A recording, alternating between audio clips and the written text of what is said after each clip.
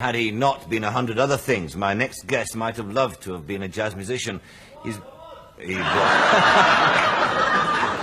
listen to this. He's been heard, in fact, to play jazz trumpet in the manner of Armstrong. That's Vickers Armstrong and not Louis. Yeah.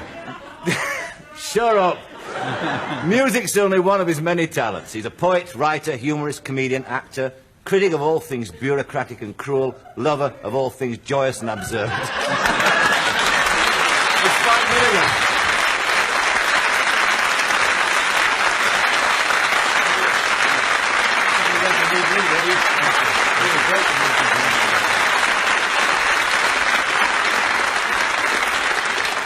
The last time I felt this good was when I met Big Crosby. Was a guy who brought me into the profession when I used to go to crooning contests when I was a kid.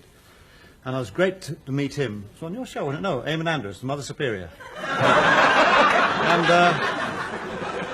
I think you ought to be the first to know, Woody, that when I joined the army in 1940, I was playing in a jazz band. And I had two records of yours. One was String of Pearls, and the other one was Early Autumn, right? What's the matter with you? What are you doing up there? And we took these two records of me into action in case we ever captured a gramophone from the Germans, you know. And it's a true story. You must know this story. And these two discs, we were attacked one night, February the 26th, 1940 sometime. And I didn't know what to do with these. They were broken in the panic. We were all skedaddling. So I dug a hole in the ground and I buried them, and they are there to this day. I thought you were the first to know. Go and dig them up. Yeah. When did you first get hooked on jazz, in fact? First record I ever heard was my mother was a ragtime pianist, you know, that stuff. Yeah. And then I heard Fats Waller on an old gramophone in Rangoon. It is a real place. What's the matter with you? Better stop drinking this stuff, man.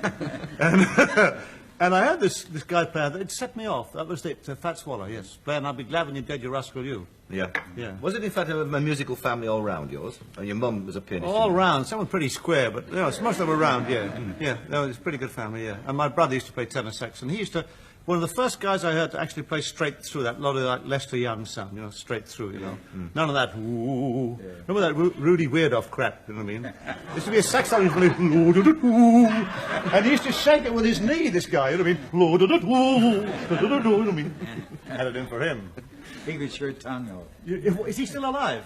No, I don't. I'm just joking, Rudy. Oh, he's dead, is he? No. He deserves to be, the way he played.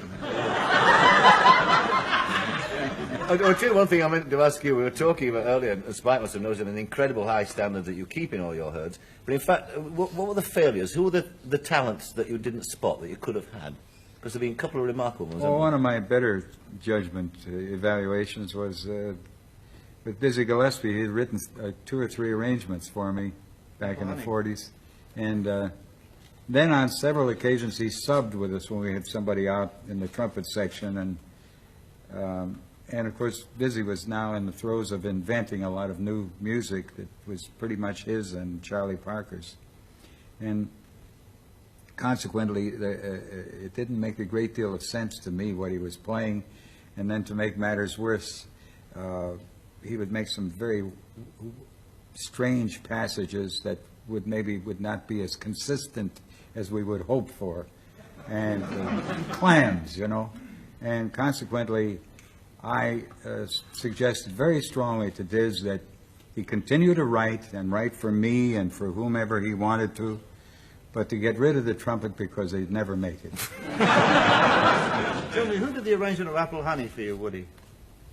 That was pretty much a head thing. You know, we just kind of made it up as we went along. It was I got rhythm without the tag. Because your music started... Joe Benuti. You know Rudy Breath?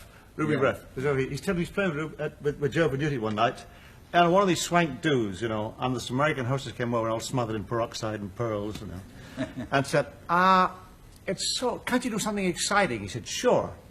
And they moved the piano and threw it out the bloody window. Threw it out the window!